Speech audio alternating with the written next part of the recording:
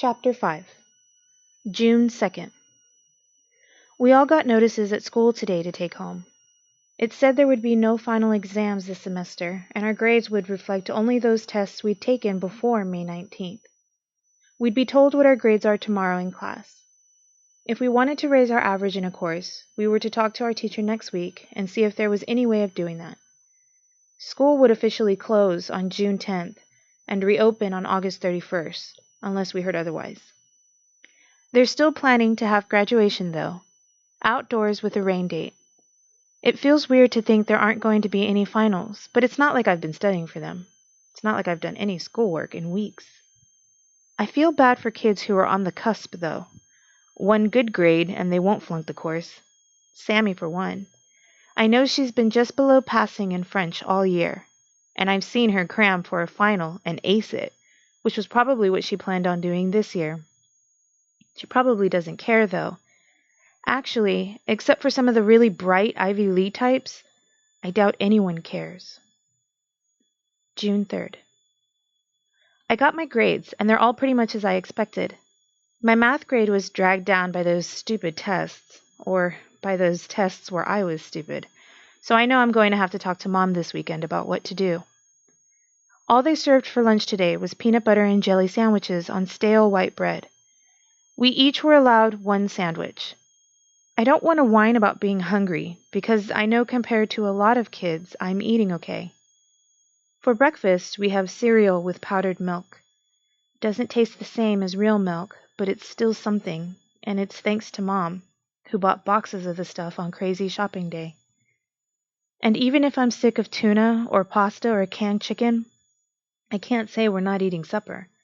So it's not exactly the end of the world for me if lunch consists of a peanut butter and jelly sandwich. I know I should be grateful we're getting that much. Everyone knows the reason school is closing so early is because they're running out of food for us and they don't know what to do about it. I had lunch with Megan and Sammy and Dave and Brian and Jenna. Megan didn't eat with her church group, which was a nice change of pace. Half the swim team wasn't at school. We stood in line and got our sandwiches, and people were griping and moaning, and it wasn't very pleasant. We went to our table, and even though we should have nibbled on our sandwiches to make them feel like a full meal, we gulped them down. 3 bites and 25 minutes to kill. Except for Megan. She tore her sandwich in 2 roughly equal parts and took dainty lady bites. She finished her half sandwich in more time than it took us to eat our whole ones. And then she asked if anyone wanted the other part of her sandwich. Everyone, except me, said yes. She looked around the table and gave the half sandwich to Dave. I have no idea why she picked him, but he didn't ask. He just ate his half sandwich fast, before anyone else had a chance to get to it. I don't know why this bothers me, but it does. June 4th. Mom and I discussed my grades. I'll be getting a 95 in English, a 94 in history, a 90 in French, a 91 in biology, and a 78 in math. I could ask to retake a math test, I said. If I do well on the test, I'd at least pull my grade up to an 80. What's the point? Mom said. I was so glad she wasn't mad. I just said, okay, and changed the subject. But this evening it hit me. I found Matt, and we sat outside under the bean tree. Mom calls it a big weed, but it's so beautiful when it flowers, and it's the last tree to lose its leaves in the fall, so I love it. Matt, does Mom think we're all going to die? I asked. I could never ask her that because I know she'd lie if she did. Matt was quiet for longer than I would have liked. What I wanted him to do was laugh and say, of course not, and everything was going to be okay once they got the electrical systems back online and figured out a way of getting oil here so the trucks could start transporting food again. Mom's concerned, he said instead. We all are. That we're going to die? I asked, and my voice got shrill. Like, we're going to starve to death or something? I don't think Mom's worried we're going to starve to death, he said. She has the garden going, and we still have plenty of canned goods. Everything could be back to normal by this fall, maybe a little sooner, maybe a little later. We're okay for food until then if the garden stays healthy. And even if things don't get exactly back to normal, that doesn't mean things won't improve. Mom's an optimist, and so am I. So why did she say it doesn't matter about my math grade? I asked. When has Mom ever not cared about our grades? Matt laughed. Is that what this is all about? He asked. Matt, this isn't funny, I said. I'm not a kid, but Mom's more likely to talk to you than to me. What does she think is going to happen? You're with her all day. She's got to be talking to you. Right now, her main concern is Johnny in baseball camp, he said. She wants Johnny to have as normal a summer as possible. Who knows what next summer will be like, and... He paused for a moment. Look, this is strictly between you and me, okay? I nodded. If Johnny's at camp, then Mom doesn't have to feed him, Matt said. And when you and Johnny spend August with Dad, Mom won't have to feed either of you. Mom's eating less already. She doesn't have breakfast, and she only eats lunch if I make her, which I do about half the time. With school letting out 2 weeks early, that means lunch for you and Johnny for 2 extra weeks. Right now, that's more important to Mom than your math grade. I couldn't say anything. I looked at the sky. Sunset was just beginning. That used to be my favorite time of day, but now at sunset the moon is so large, it looks like it's about to hit us. I almost never look at the sky anymore. Look, Matt said, and he grabbed my hand and held it. If things get back to normal, no college in the world is going to care about your 78. They'll know how crazy things were this spring. A 78 in 10th grade math won't keep you from getting into college. And if things don't get back to normal? I asked. Then it won't matter anyway, he said. Promise me you won't tell Mom what we talked about. I promise, I said. And don't start skipping meals, he said. We need you to be strong, Miranda. I promise, I said. But I can't help thinking that I'm not strong enough. Would I give up fruit for Johnny if it comes to that? Is that what Megan did at lunch on Friday? Will things ever be normal again?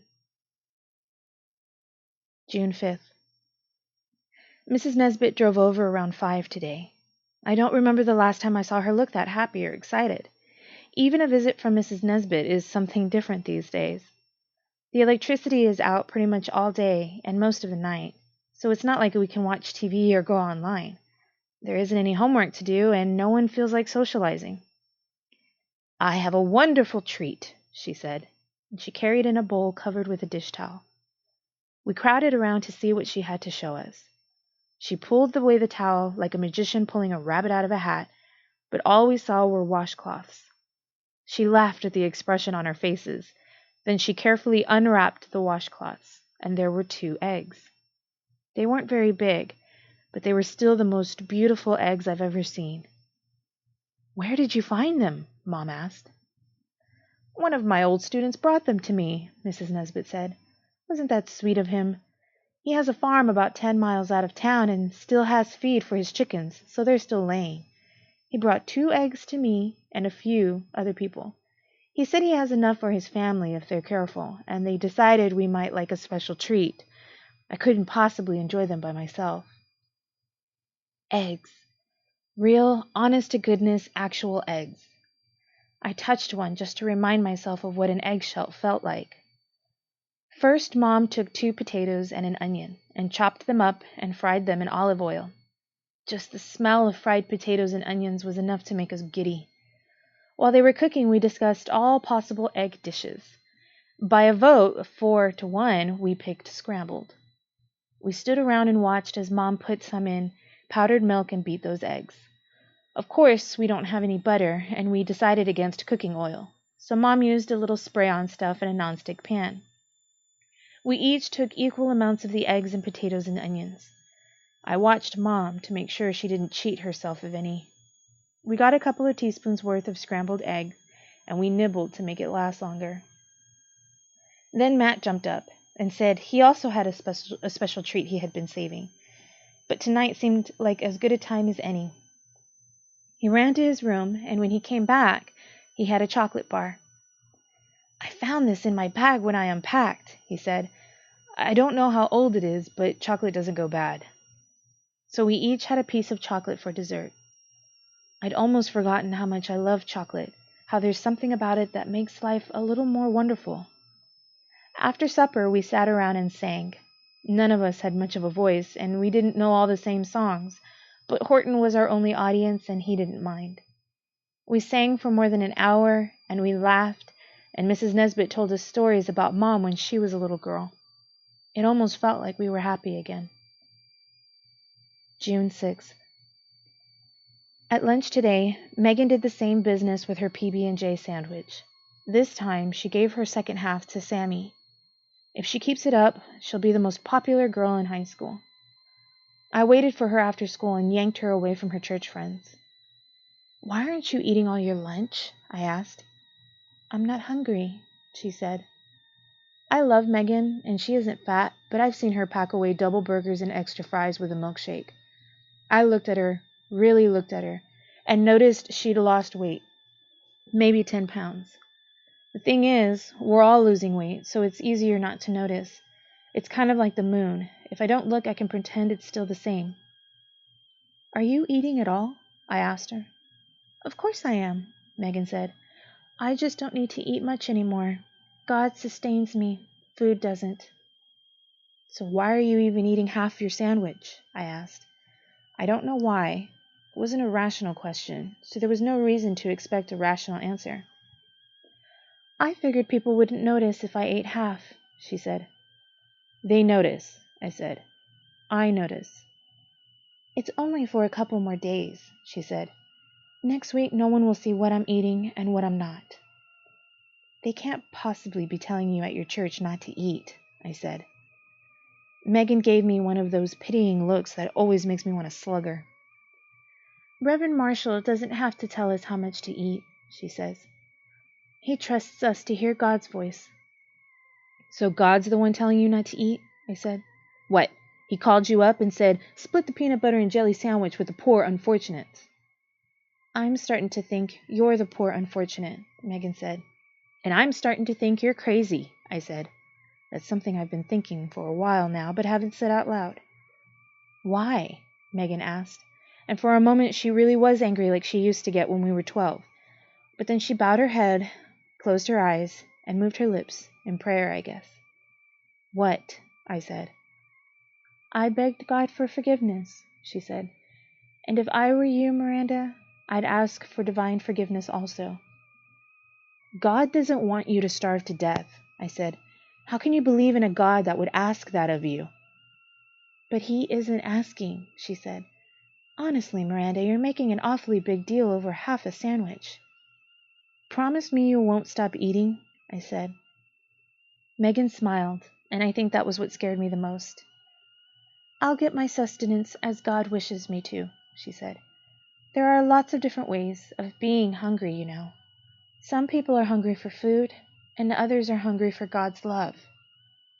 She gave me a look then, pure Megan, to let me know which camp I fell into. "Eat your sandwich tomorrow," I said. "Indulge me. If you insist on starving, at least wait until Saturday when I won't have to watch." "You don't have to watch now," she said, and walked away from me to join her church friends again. June 7th. I dreamed last night of Becky.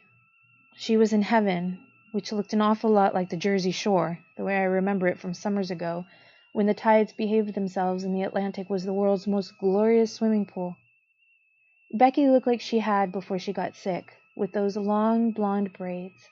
I was always so jealous of her hair when we were young. "Is this heaven?" I asked her. "Yes, it is," she said. Only then she closed a giant gate, so I was on one side, and she and the ocean were on the other. "Let me in," I said. "Did Megan tell you not let me into heaven?" Becky laughed. I haven't thought about Becky's laugh in a long time. She used to giggle all the time, and whenever she did, she'd get me laughing. Sometimes we'd laugh for 5 straight minutes with no idea what we were laughing about. "It's not Megan's fault," she said. "It's yours." What did I do wrong? I asked. Well, whined, really. Even in my sleep, I thought I could have worded it better. You can't enter heaven because you're not dead, Becky said. You're not good enough to be dead. I will be. I promise, I said. And then I woke up. I was shaking. The dream disturbed me so much. It wasn't like it was a nightmare. It was just, I don't know. I don't know the words to describe what it felt like to be locked out of heaven, to be so desperate that I longed to die. School is a complete waste of time. The only classes I have are English and history.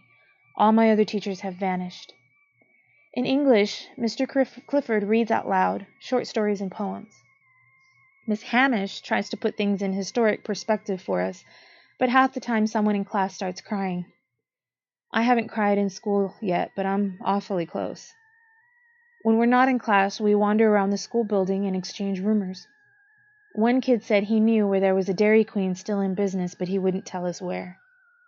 Another kid said she heard that we were never getting electricity back, that the scientists were working on perfecting solar energy, and of course lots of kids say the moon's getting closer and closer to Earth and we'll all be dead by Christmas. Sammy seems convinced of that. At lunch today, Megan tore her sandwich in two and gave half of it to Sammy and half to Michael. She looked at me when she did and winked. June 8th. Lately I've been trying not to know what's going on.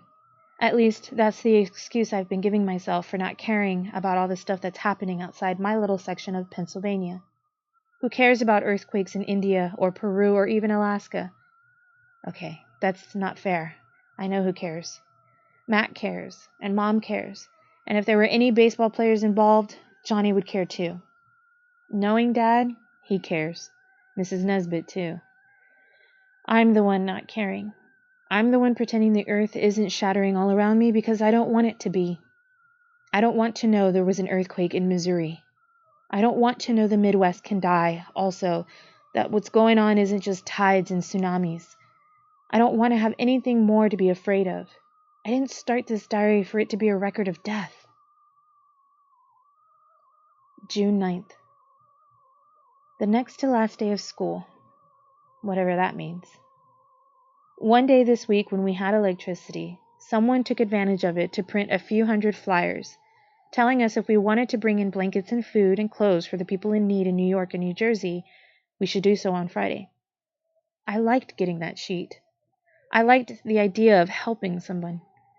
I guess we can't get stuff down to the people in Missouri because gas is up to $12 a gallon and there aren't that many gas stations still open. I put the sheet in front of Mom, who was sitting at the kitchen table staring out the window. She's been doing that more and more lately. Not that there's much else she can be doing. The flyer caught her eye. She read it all the way through, then picked it up and tore it into 2 pieces, then 4, then 8. We're not giving anything away, she said. For a moment, I really wondered if she was my mother, and not some pod person who'd taken over her body. Mom is always the first to give stuff away. She's the queen of food drives and blood drives and teddy bears for foster kids. I love that about her, although I know I'll never be half as generous as she is.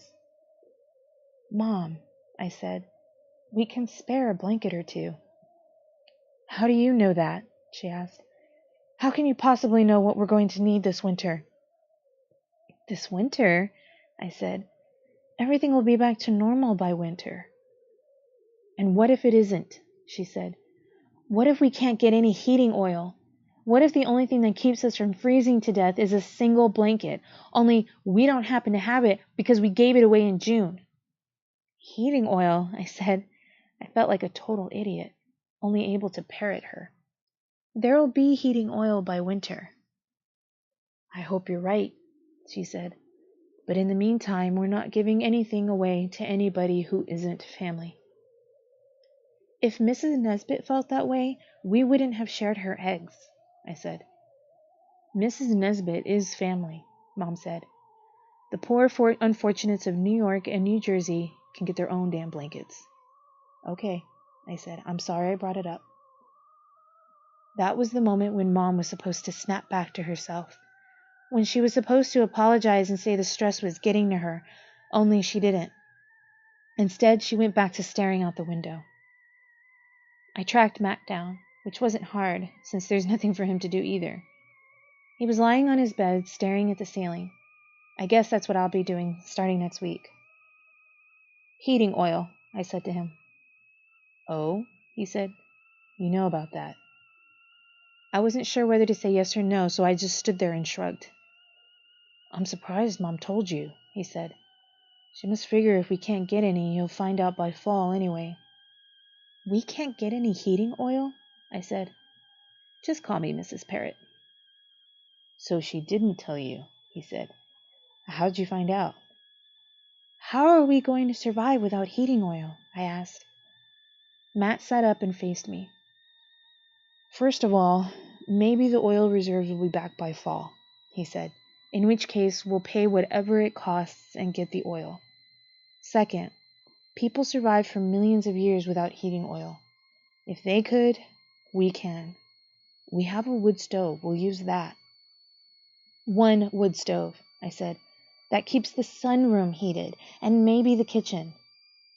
And that's going to leave us a lot better off than people without a wood stove, he said. It seems silly even to me to suggest electric heat. How about natural gas? I asked. Practically everyone in town heats with natural gas. The gas company supplies it. Couldn't we convert the furnace to gas? Matt shook his head. Mom already spoke to someone at the gas company. They're making no guarantees about having any gas next winter. We're lucky we have the wood stove. This is ridiculous, I said. It's June. It's 85 degrees outside. How can anybody possibly know what it's going to be like in the winter? Maybe the moon will warm things up. Maybe the scientists will figure out how to turn rocks into oil. Maybe we'll all have moved to Mexico. Matt smiled. Maybe, he said. But in the meantime, don't tell Johnny, okay? I'm still not sure how you figured it out, but Mom doesn't want any of us to worry any more than we have to. How much do we have to? I asked. But Matt didn't answer. He went back to staring at the ceiling instead. I went to the linen closet and counted our blankets. Then I went outside and waited for the warmth of the sun to stop me from shivering. June 10th. The last day of school. The last peanut butter and jelly on increasingly stale white bread sandwich. Actually, today it was an open-faced sandwich. I guess the cafeteria has run out of bread, which is as good a reason to end the school year as any. Megan cut her open-faced peanut butter and jelly sandwich into 4 pieces. She offered me one, but I said no. I'll take her share, Sammy said. I'm not too proud to beg. You don't have to beg, Megan said, and gave Sammy 2 pieces. Brian and Jenna got the other pieces. Sammy looked like a pig, eating 1.5 sandwiches. After lunch, most everyone went home. There wasn't much point staying in school once the food was gone. I went home, changed into my swimsuit, and went to Miller's Pond. The weather's been warm enough for swimming for a couple of weeks, but the pond is still pretty cold. Swimming laps and shivering kept me from thinking about how hungry I was. But when I got out of the pond and dried myself off, I began thinking about the peanut butter and jelly jars. Were there any left? Did the cafeteria run out of bread but still have peanut butter and jelly stockpiled away? Did the teachers get the leftovers, or the janitors or the cafeteria staff? Did the school board get the peanut butter and jelly? Was there more peanut butter left or more jelly? Maybe there wasn't any jelly left, just peanut butter. Or maybe there were jars and jars of jelly, but no peanut butter. Maybe there was even a lot of bread left, only they weren't just giving it to students. For supper tonight, we had a can of tuna fish and a can of green beans. I couldn't stop thinking of peanut butter and jelly.